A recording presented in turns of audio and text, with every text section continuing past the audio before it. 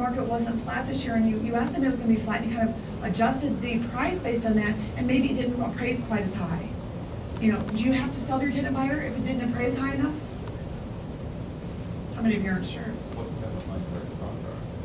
Depends on how you write the contract. I mean, how do you want to write the contract? Yeah, so that you only have to sell it at that price, but you don't have to sell it lower. But the thing is, let's say, you know, appraisals are getting tighter these days, right? So let's say, you know, you sold it for $200,000 and it only appraised for $195,000. Would you take your money and run? Maybe. Do you have to? No. You don't have to sell to them if you choose not to for anything under the 200. You have to sell for 200. If it appraised for 250, you still have to sell for 200. Everyone got that too? It goes both ways. If you committed to something on an option and they fulfilled their end of it, you still have to sell.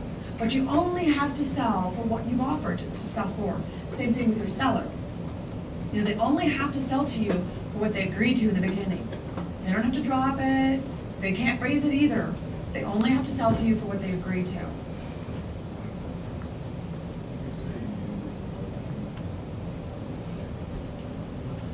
When I shoot for nothing less than 40,000, profit. And I'm going to go through an example here in a minute where I'll show you how the profit is figured out, because it's not just purchase price from the seller and me selling to my buyer, right? That's probably the biggest part of the profit. But there's other things that add to the profit, like what?